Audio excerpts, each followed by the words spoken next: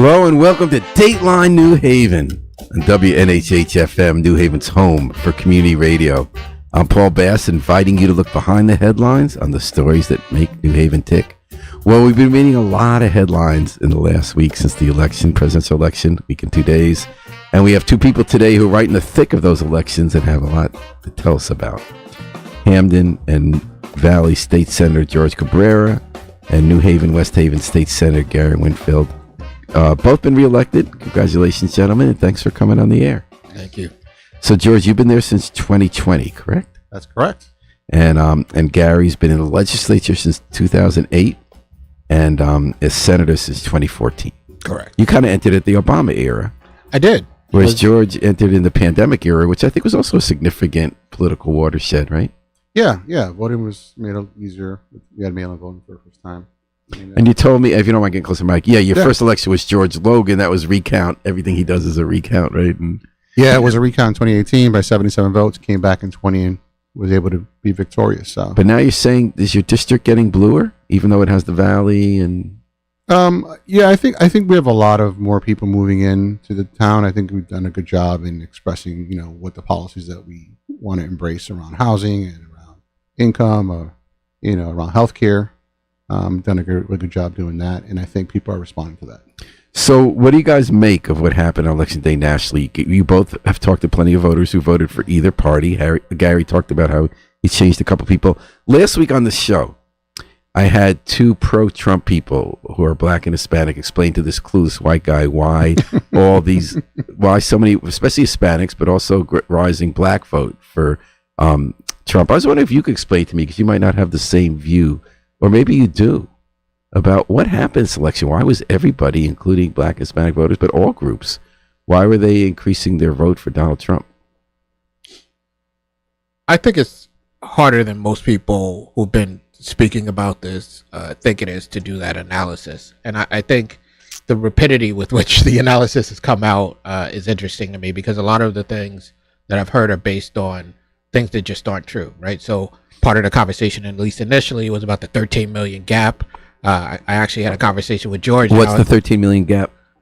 Between what the vote was last time and the vote is this time. I actually had a conversation with George in which I said, that's interesting, given that California still at that point had like 5.5 million votes out. She was running about 60%, so clearly she was going to get at least another 3 million, and there were votes out all over the place. What it turns out is the gap between the two candidates, one is not that 13 million. It's probably at the end of the very end of the day, because we're not even there yet, but it's probably at the very end of the day, somewhere 2.5 to 3 million. And her gap between the last victory and this victory isn't 13 million, right? So there's a lot of analysis based on information that was early information. So I don't know that you can. Well, Karl Rove had an interesting column in the Journal today. He's former Republican strategist with President Bush. He said that there's no mandate. He said what really happened is something like 10 million or more people who voted for Biden didn't show up. It's not that they showed up for Trump. Yeah. So Trump increased something like 1 or 2% his vote from 2020. Right. The final. But it was just, he thought it was the people who didn't show up were the story. Yeah, and I think that's the point I'm making, right? When you get towards the final difference, what you recognize, he's currently sitting at like 50.2. She's like 48.5 or 7. The current difference between them is a point and a half. So it's not what it initially looked like. And I think people need to take a moment whenever these things happen to recognize, remember the last election where we thought we knew and then we found out? That's going to happen again. Yeah. And I think Rove is correct that this is an election where a lot of people did not show up. They maybe weren't motivated, et cetera, but all of this analysis, that it's the Palestine vote, it's the vote of black men, it's the vote of this, it's the vote of that, it's the vote of that. I think you need to take some time, get the final information, and then make a. Well, his other point, he thinks that both parties have a problem. He thought it was not a big increase for Trump, given that things were favorable for him this year. Yeah. But it was a huge loss for Democrats. And when everyone talks about Democrats are losing white working class men as well as working class people of color, he said that's real. But what's also real is the Republicans have a huge gap with educated people. And the numbers are the same. Like, in other words, both parties are failing to reach a certain group. Yeah, I think, from the very beginning, people were concerned about what was going to win out, right? Was it going to be the poll or the couch? And I think clearly the couch has won. That They was make always couches a really concern. nice now. You know? Yeah, it's very, and it's Couches probably are a nice really couch. comfortable. Yeah. So I think that's part of it. I think also like taking a step back and understanding that, because we have the electoral college and the way we elect our presidents, the nuance in some of these battleground states, 7 really, is a big factor. And yet Trump went all 7. That's where it took place. And there's no denying that in pretty much every group except for Jewish women and black women, his vote went up this time. So it wasn't any one group. Like, and Bernie Sanders' argument is that this is about class, not race. That, black working class people, Hispanic working class people, white working class people, they're all working class people.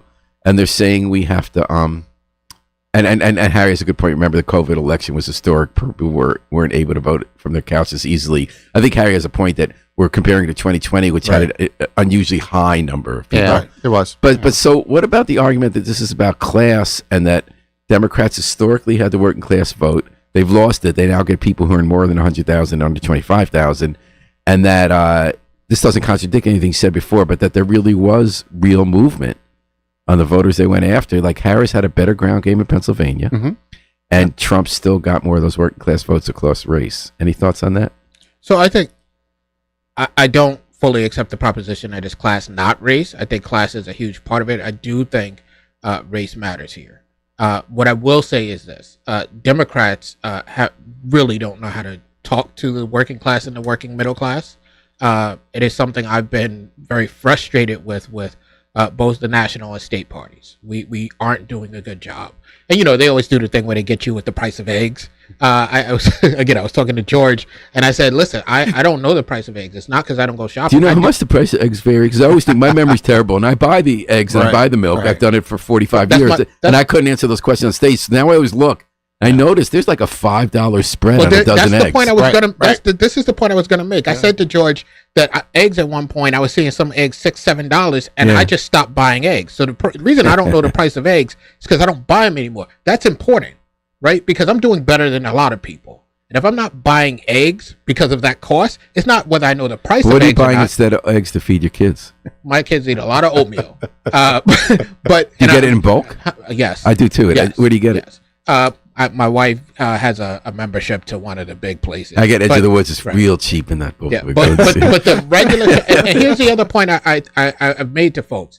It's not just if you walk in the store and you see the price. Because I shop every Saturday, it's seeing the price change constantly and keep going up. That psychological impact is real. Right. No matter what the economy is actually doing, I feel that.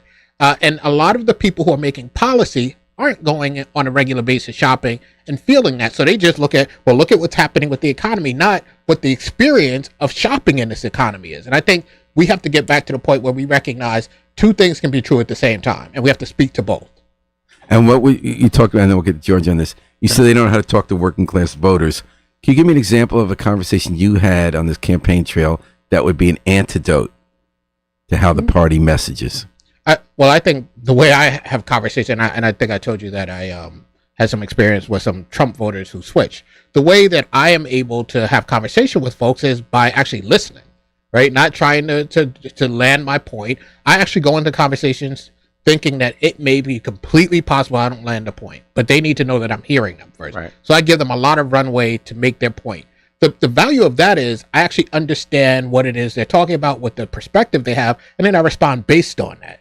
The problem I see most of the time is we're trying to make the point about how great the economy is. We're trying to make the point about this is the thing we did in terms of policy. Whatever that thing is, we are trying to make a point as opposed to make a connection. I think Harris got that memo. I remember the memo was going around at the convention, and she never once said the economy's doing well. She said, I want to fight gougers to make it better.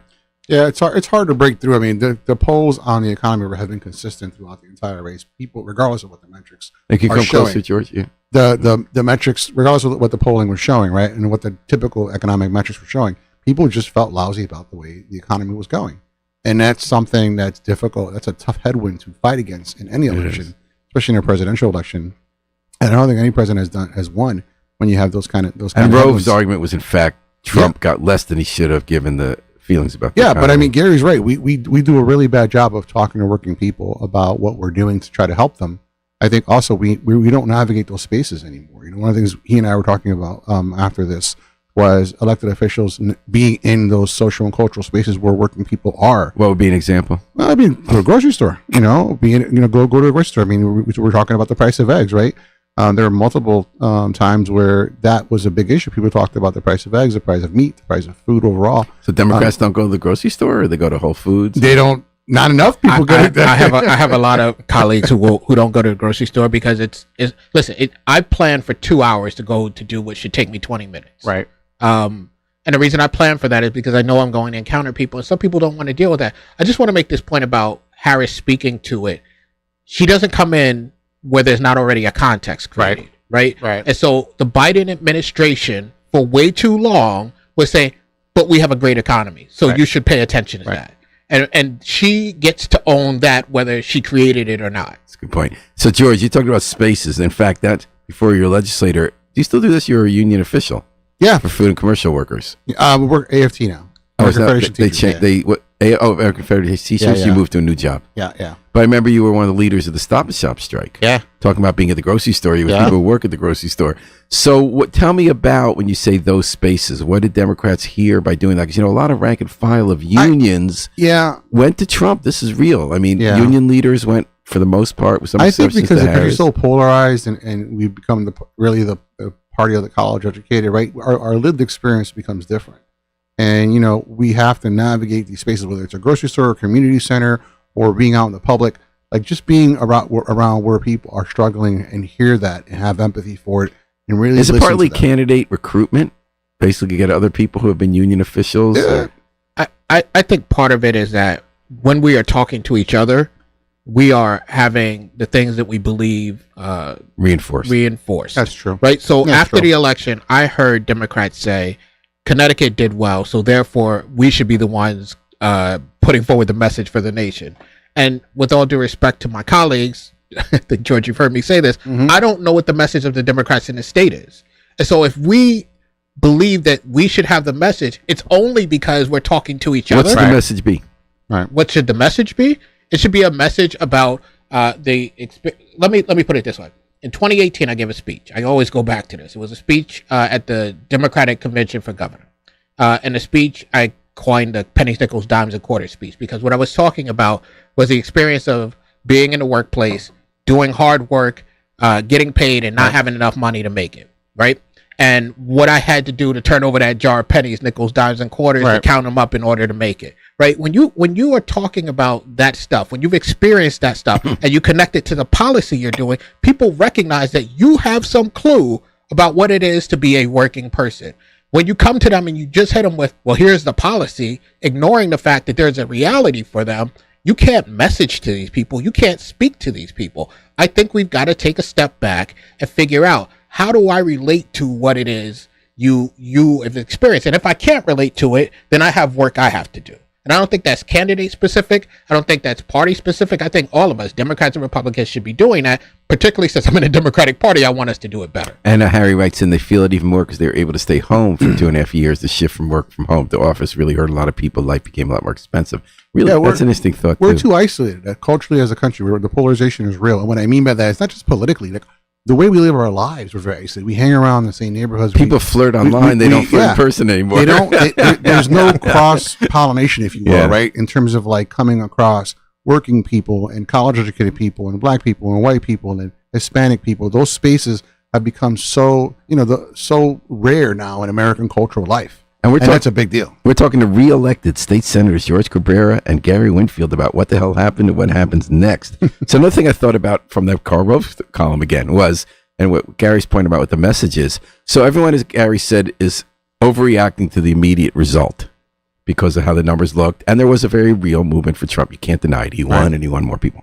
So one thing I wondered was whether they might make the mistake, as Gary said, of overreacting. So one thing that killed the Democrats, really killed them, was that ad about transgender. It moved the polls 2.7% in like a week during the baseball playoffs. And the line that killed them was, Kamala is for they, them, I'm for you. So people are saying that, like Seth Moulton, stop talking about transgender. It's weird. But what I wondered is if the reason Trump won wasn't that his policies are popular, but that he was himself. and people felt he wasn't Authentic. a phony, even if he's like authentically a phony, Right. like con man. Like I'm a con man, wink, Right, wink, right. you're in on it. So I wondered whether not you're still going to take the message. You have to talk about what working class people are feeling, and not everything is about LGBT and race. But I wonder if you lose by no longer standing for those positions, if that's what you believe. Like, you won almost half the votes in the country. You've won presidential elections. What if you're saying this is who we are, and we're going to make the case well, and we do believe in civil rights for people who love differently, or I know it's a little bit required. Gary was one of the first, love makes a family candidates. But what if the message should be authentic and be yourself and just make the case better, and don't leave out the other issues that really matter to people too? Well, I think Kamala wasn't putting forward a message. Oh yeah, she ran from it. Maybe she shouldn't have. Right. So, but here's the thing. I think some of this stuff, trans issues, the issue of equity, diversity and equity, some of these issues we know are coming our way. Mm-hmm. How we aren't prepared to message that makes no sense. That is a lack of preparation. And do you change what you're for? Do you change how you talk about it? Or are people smart enough to know that? I think you change how you talk about these things. Right. So on the issue of diversity and equity, we don't want all this equity stuff. Look, we have a conversation on the other side about America and the American dream, right? The American dream is essentially everyone should get an equal chance and with their own abilities be able to carve out their space in this country, right? I believe in the American dream. I believe that everyone should get an equal chance, but because we have not had an equal chance, we have to make up for that. So we need this equity in order for people to have the equal chance so we can have the American dream. That's wholly different than running away from it. Right. What about people feel like I feel bad being lectured by people about what pronouns I use or things like that? Yeah, I mean, she should have come back with talking about there was a particular piece of policy on this issue that came under the Trump administration. She should have first given it back, put it back in his lap. She did try. She said Trump did it too. But she needed more practice then, right? She should have first put it back in his lap and say, "I'm not putting that as my number one issue, but if you ask me, I do believe in equality," and left it at that. You don't have the problem is we either are too smart on the issue or we try to run away from it instead of having, as you suggest, an authentic response that thinks about who's receiving the response. So let me ask you now, if you don't mind my pivoting to what this means for the two of you at the legislature this coming year, because every issue I looked up that you've taken the lead on involved an issue that was at stake here in this election. Mm-hmm. And the more I talked to you guys, the more I read Karl Rove, I do believe that there was a definite message for Democrats that you have to be in touch with working class people and not just but you were also, the other side succeeded in caricaturing what you stand for, and that maybe the answer is to show what you stand for. But let me ask you specifics. So George, you chair the Insurance and Real Estate Committee, Transportation, you're vice chair of Labor and Public Employees. Yep. So union legislation is one of the issues at stake, and the federal NLRB, National Labor Relations Board, will swing back. Absolutely will. Certain Trump's few unions formed when he was president because the NLRB could stop them. The second Biden named pro-union NLRB people, the graduate student unions, they didn't even fight them. Mm-hmm. And there was even an Amazon union. Those guys do fight, and there were rulings that let people organize. Yeah. What are you looking at for labor legislation this time? I think we're going to see an incredible assault on working men and women via the National Labor Relations Board. I think President Trump, soon to be President Trump again, has proven time and time again that he's hostile to workers. I mean, there's a reason why we saw some of the largest and most numerous union victories for working people under Biden. That's because we had an administration that was supporting us. So what does that mean for you, coach or vice chair of being the committee? I think we're going to be more on the defensive. I think we have to protect what we have. And, we had various pieces of legislation. The biggest one was the warehouse bill to give protections for people at warehouses. That's probably... What is that bill? It's basically kind of like an Amazon bill to make sure that people in warehouses have the right working conditions. We've had horror stories of people being locked in warehouses to work, not having access to the bathroom, not being paid enough, or work dangerous working conditions at work, whether it's loading or unloading truck or picking product off the shelves. Those things will probably come up again. What would the bill do? The bill would basically create a standard inside warehouses in Connecticut so that they make sure they make prevailing wages, make sure that there's enough workplace standards, and make sure that workers have a recourse. Because that is a growing source of jobs in our area. Yeah. So how would that be enforced? Through the Department of Labor, Connecticut Department of Labor. So there's going to be a bill that was introduced in the past. It was last time. We're probably going to do it again. Yeah. How does it look? Well, we haven't gone in yet, so we have to wait. What killed it last year? Priority or opposition? Well, part of it was not having enough runway towards the end, and part of it was a lot of resistance from corporations. Any other top line bills that you could see? I think we're going to be on defense across the board. I really do. I think we're so we're is lucky. that We're lucky legislating in Connecticut. defense? Like, Yeah. are there laws that help you defend? Oh yeah, we So it would we be want to something we want to work. We want to push. Make sure that a lot of the things that are in place now, whether it's wages for the working people at the Department of Labor, that we have the staff in place to investigate and go after people who violate the law.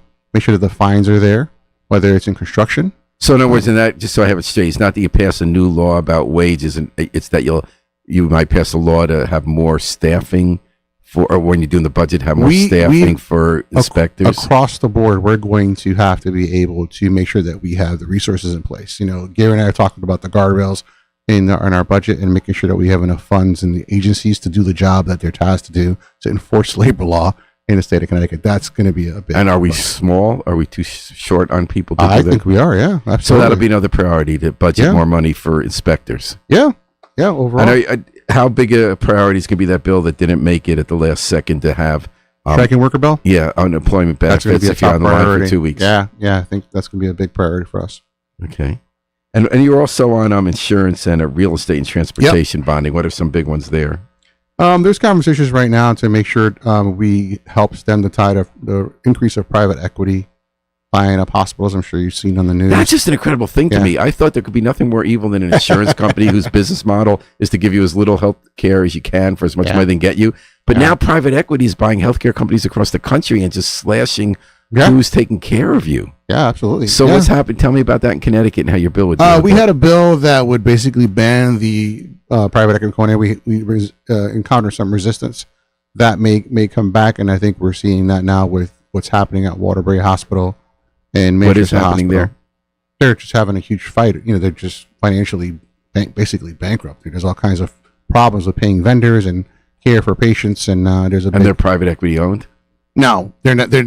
What Manchester is, Manchester is. So what would the bill do exactly? Like, how do you define a private equity Well, the company? bill would ban in private equity from buying hospitals, and that's something we received a lot of resistance on. So that and a whole host of fronts is like, we just got to make sure we shore up to make sure that people are getting care that they need, that the hospitals are able to operate, that the motivation, while we understand that I have to turn a profit, that they're not, sacrificing patient care. And they always have to get patient approval care. from hospital commission, right? So you have to, Yeah. you're not still allowed to rate. So it's going to be a fight across the board. Like that's, at bottom, that's what it is. It's like, whose interest do we have in mind? Our patients being taken care of? We understand the hospitals have to make money. We understand the insurance companies have to make money. But where is the balance? And the tension is always going to be, it's a power analysis of people being exploited at their most vulnerable times in their lives when they need health care for a variety of ailments, and making sure that the public interest is not only served, but upheld. And so, Gary, you're the chair of Judiciary, correct? Yes. And I think that's going to be number 1, 2, 3, 4, 5, 6 big Donald Trump issues. I feel like I'm going on a list. You mean like an invitation list of fun parties? Probably not. Matt Gaetz has big parties. A lot of drugs, sex. I'm not going to any parties. What do you think about the nomination of Matt Gaetz to be the Attorney General? A lot of what we've seen is, in my mind, not what I would like to see, but it's Donald Trump, so I've gone, okay. When I saw Matt Gaetz, I was like, that's right. We are doing the really crazy out there thing, because even some of the Republicans were like, wait, what are we doing? Right. Yeah. So that was a little bit of a shocker to me. So, Gary, you've been at the forefront of legislation to protect immigrants in Connecticut, and one of your laws was the Connecticut Trust Act. Yeah. And if I have that correct, it says that local police departments may not cooperate with federal immigration authorities for deportations. Yeah. So now Donald Trump has promised that on day one, there will start mass deportations in communities and workplaces of undocumented immigrants. And he wants to deport people here legally, but have reasons you can deport them beyond just crime. And what is this going to mean for that act? Is it going to come under pressure? Because I know a lot of cops would like to cooperate. I think it is going to come under pressure. There are meetings we're having now with interested parties to figure out, are there things that we need to do, can do, to update the Trust Act, which is probably, honestly, going to be a difficult task, even if we figure out what those things are. Is that because will there be conservative Democrats who say, hey, guys, we weren't in tune on immigration, so what are you doing being more of a sanctuary state? Yes, and when I did it the first time, it was very difficult to pass that. What year was that? 2011, 12, somewhere that around far there. back, Yeah, it was the first. It was the first in the nation on the state level. Wow. Because I had gone to a conference where people were talking about it and said we can't do it, and if you know me, I'm kind of like, sure we can. So how would you seek to update it this year? I don't know yet. There are a lot of conversations going. There are a lot of people, as you can imagine, that are very afraid of what the Trump policy. But does the law already do what you need to do it? Is it a question like George was saying about inspectors when you have existing laws you want to make sure upheld? Is it partly protecting this law you passed as opposed to passing new safeguards, or do you think it needs some kind of bulwark? I think part of the problem is we don't know exactly what Trump is actually going to do. So it's a little bit difficult to answer that. So he did say mass deportations, and he appointed someone who's into that. Sure. And it may be some updating in terms of clarifying that we don't expend our resources. We don't block the federal government, right? But we don't expend like Harry's saying, do we respect federal law? And what's your answer to that? The Trust Act respects federal law. The federal government can do what it has to do. Use your own resources. Connecticut is not required to do things on behalf of the federal government. And so people often get that confused. They often think, oh, well, the federal law says X, Y, Z. Great. Then you use your resources, do what you have to do. Right. You can't commandeer the resources of the state of Connecticut unless Connecticut chooses to. We have chosen not to. And then what about people are going to say, back to our earlier conversation, messaging? How do you make that case that says, well, was this last election about people? I mean, people clearly in opinion polls want to be tougher on immigration. Yeah, and I also think a lot of people in America don't recognize that this country, in order to have a prosperous future, is dependent upon immigration, and not the immigration they think we're dependent upon. This isn't my opinion. This is something that we know. It's dependent on immigration from the countries that we don't really allow immigration from. I think also most people don't know that the quotas from different countries are not distributed equitably, right? And so all of these attempts to do immigration policy on a national level are more important than people think. You don't have a system that's just a fair system, and these people are then saying, we don't care about that fair system, we're trying to get here. We need, if people really care about immigration, they should stop worrying so much about what the state is doing to protect people here and force their federal representatives to actually do their jobs. Yeah, I think it's important here to know, don't forget our own U.S. Senator Chris Murphy had a deal on the table that Trump scuttled. And he did it for a reason, because he knew he was going to take this issue and run on it, and he did. And I think also there's a lot of conflating that goes on, right? Obviously, most people, I would guess almost everybody, if not everybody, believes that if you're committing crimes and you're in this country, you should be deported. But they're conflating a very complex issue. You know, do we really want to be in the business of breaking up families, for instance, of citizens, children who are citizens, of people whose only crime was coming over the border here illegally but haven't committed a crime since, who pay taxes through the various programs of shoring up our Social Security system, who have, for all intents and purposes, been productive citizens of our country? Do we really want to be in that business? I also think there's an economic argument here, and I'm not the only one saying this. There are economic experts saying this, and a variety of people. If he goes through with these mass deportations, which he has promised to do, not only is it going to be a human toll on the American family, the economic toll on our supply chain, on the goods and services we're so used to getting, the prices are going to go way up. So Harry raised the question here: what about federal funding? So one lever the Trump administration is exploring using against states like Connecticut. Say, okay, Gary, fine, you have the Trust Act, you're allowed to do that.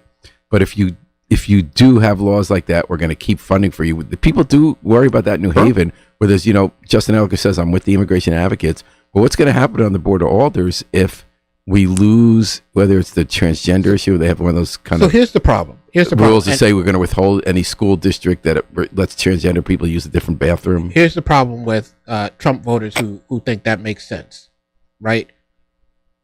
The Trump administration could use that strategy on anything that they want to use it on, right? And so what you have in effect is an administration, a federal administration, that's saying, I don't actually have the power to make a state do this because there is a separation. And you should, but they have a lever. They could say we're going to withhold funding. Right. So what if they do that? But I'm not talking about the merits. Because No, but obviously I agree with you. the merits are important, because if you only look at the particular issue and say, what if they do that, so we acquiesce, when the next issue comes, then you acquiesce, and the next issue. So you're saying it's important to say that if they're going to hold back education funding. When it gets to, since you brought up Harry, when it gets to an issue that Harry doesn't want this to happen to, and they do that, then what do we do? Or when Bob wants it, or what the issue is, you can't just look at the single issue. You're opening the door to a way of operating. And we have to push back on that, because we don't know how far that goes. Right. That's so. In other words, if they say if you maintain your Trust Act, you're not going to get as much DOJ money, Department of Justice. If you protect transgender rights, or let people use the bathroom, God forbid, or even let one kid play soccer, we're going to withhold funding through the state for local schools. You guys are ready to say, or if you have a school that deals with the issue of equity. Or if, like, this is not those big issues that some people are like, oh, this is everything, right? And so So you're saying, if I have it right, it's important not to let that blackmail a community from a state and the local communities from doing policies it wants that are legal, that you have to say no, even if that means letting the money go and finding it elsewhere? I think it's important first to recognize you're being blackmailed. Right. And I do think we can make a choice to just give in. We could. Sure, we can. But I don't think it is a smart choice, because at what point does it end? And at what point are George? you on the table? Yeah, I think, this is going to be a fight on a whole host of issues, right? And I think Gary's right. Once you open that door, that Pandora's box, to allow that kind of leverage to be exerted on your state for people who we are supposed to be tasked with protecting and providing support, that's a problem. That sets a really bad precedent. So we're going to have to decide. So your committees are going to deal with that. We're going to decide what kind of state we're going to be. Yeah. Will it be possible to find money to cover that? Will it be part of your mission as a state legislature, so that alders in New Haven don't have to decide no more money for reading programs because the president doesn't want to give us money for kids to read if a transgender kid can use the bathroom? Well, I mean, we have a confluence of bad things happening, right? You have the federal policy, and you have this nonsense with refusing to move on the fiscal guardrails. Right, the fiscal guardrails. So I was having a feeling we were going to get there. So if you're talking to me, you are. Every Democrat who I've talked to. Yeah. So 2018, there was a bipartisan deal to put up fiscal guardrails, which meant we don't want to use all the money we get in a Winfield fall from taxes from one quarter, income taxes. We want to set some aside for the rainy day fund, set some aside to pay down debt, so that our long-term stable finance will help us with our interest rates and all that. It worked. We have maxed out our rainy day fund. We've paid down a lot of pension debt. There's more to go. And a lot of Democrats are saying that deal was based on projections of how much money would come in that were way, way low. We got way, way more money than we thought, so that we could still protect the state's financial stability while easing that formula so that more money can be released. The other side is, even if you let $600 million come in, which is one number I saw, that's not going to fill all the stuff you're talking about. Will it be affordable housing? Will it be early childhood education? Will it be higher ed? Will it be this, protecting the money from Trump? And the other argument that people like Lamont and the Republicans make is that we just improved our bond rating so that for our children and for decades we have a much better economy. Do we want to jeopardize that with the ratings agency by changing? So a couple of things. It is not because of the fiscal guardrails that we started paying down our pensions. You may remember that there was a governor named Dan Malloy who came in and changed and said But we've added more. But I want to be clear, right? Because a lot of people believe that it's because of the fiscal guardrails that we've been paying down. Right. And we need to level set, right? So we'd already made that decision. We still have among the highest per capita debt because of that. Sure. We didn't pay for 80 years. That's going to happen, right? But we have to make sure people understand what happened in order to understand why people like myself, one, I didn't vote for it initially, right? I stood alone as the crazy guy at the time, maybe not so crazy now. But we had already begun to pay down the pension, right? The notion that we chose the set points on this thing through some kind of scientific approach or anything like that is just wholly wrong. We did it based on what the best projections were at the time for how much income we expect to come in for income taxes. And it ended up we get a lot more, and it wasn't just a couple of years. They just had a revision last week. 7 years straight, we have overshot it. And then last week they just redid the projections to say we're going to continue it until 2028, having more than we expected. Right. So we have blown those projections by hundreds of millions of dollars a year. The fact that we can't assume that maybe we can make a slight adjustment. Maybe we could do things Right. that include not excluding the distressed municipalities the way that we currently do. There are things we could do that don't blow up the guardrails, but the conversation has been either you're for the guardrails or you're against making Well, actually, sure. I hear a lot of people say you could be for the guardrails, but just change the formula so that it reflects the reality of how money comes in while you're still protecting those principles. You're hearing And more of that now, but Yeah. the governor and it's still an company, uphill fight. You get companies with the Republicans. right. But it's not true that if you are against the current setup of the guardrails, you don't believe in fiscal responsibility. right, As a matter right, of fact, right. to some degree, the guardrails themselves are fiscally irresponsible. That's right. Right? Yeah. When you have a bond lock that locks in certain conditions on a legislature where the legislature can't actually move, the legislature is literally not responsible. So when you say fiscal responsibility, that certainly isn't those things. Yeah. So you're saying it's a way to avoid hard choices to be responsible if you just have an arbitrary lock. You can't be responsible. You can't take responsibility. Yeah, we have a lot of need in the state, and we hear from so many people. There's people in the nonprofit community, our schools, higher ed, who are hurting. And we talked about the working class early, and this is a piece and a part of this. Like, we really have to make sure we invest in the things that we know make people's lives better.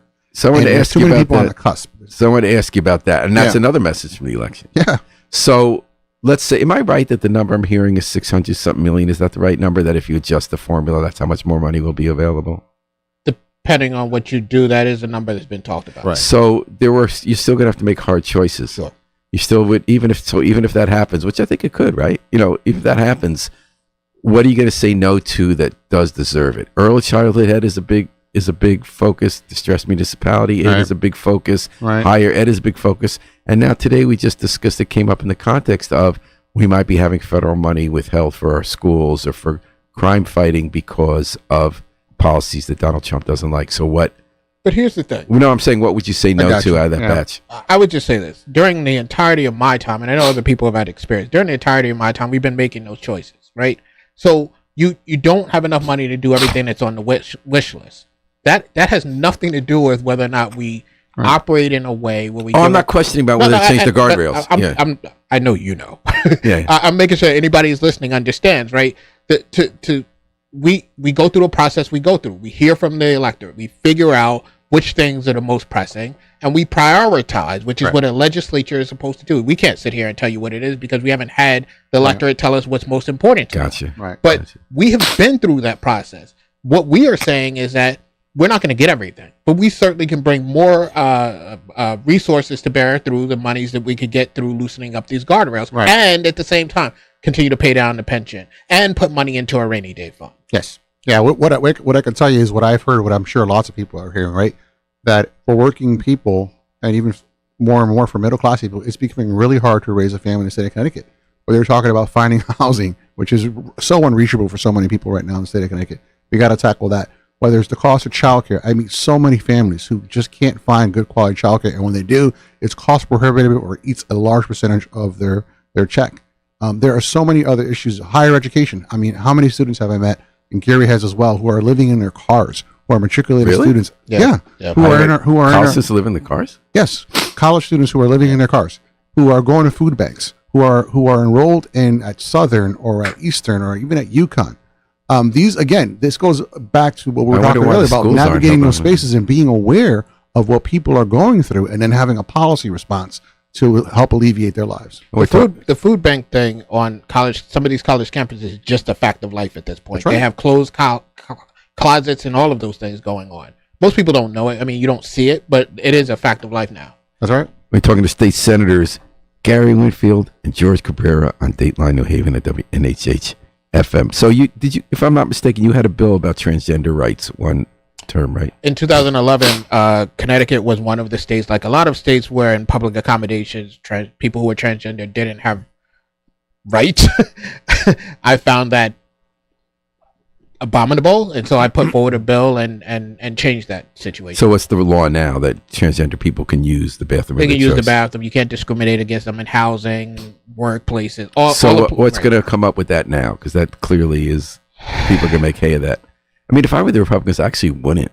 I wouldn't actually, either. because that's a good campaign issue. It's not what people are really facing and what people really care about deep down. It's more like a hot button. But if do you think there's going to be legislating about that or hearing of rear guard protection? There have been actions? times in the past where legislators in this state have tried to overturn that. I wouldn't be surprised if someone did. I don't know how they would prevail given where I sit in terms of the Judiciary Committee. But it wouldn't shock me if someone thought this was a great time to try to remove those rights. So tell me about 2026. Is there early talk? You think Ned Lamont's going to run again? Are you guys looking for somebody else? Gary, you going to pursue a higher position? I get asked that question a lot. I am daily, and I mean this. I'm not just doing a political thing. I don't think I have the luxury of focusing on 2026 right now. Yeah. I think a lot is coming through because of the changes at the federal level that will squarely sit where the Judiciary Committee has a lot of oversight. So I'll think about 2026 and 2025. Later down 2025. There are people who start in 2023 talking about 2026. They have more space than I do. But you know, I don't know what the governor intends to do. I do hope that the governor's rhetoric the other day after the election about the focus on the middle class and the working class means something. If that means something, then I would be more on board with a run by Ned Lamont. But I think there's a lot of damage being done because our rhetoric isn't matching the reality of the policy. Right.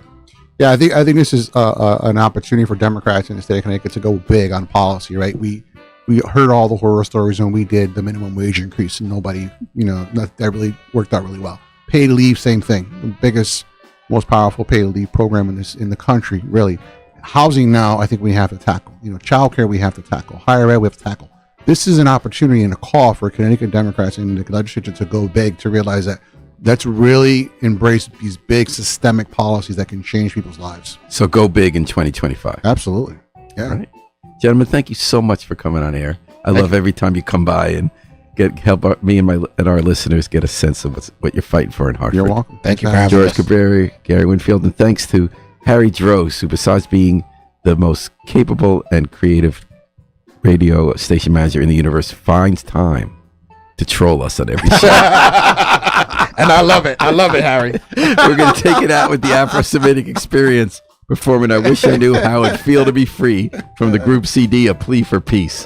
This is Paul Bass inviting you to fly free with us all day, all night, and all weekend long at WNHH, New Haven's home for community radio.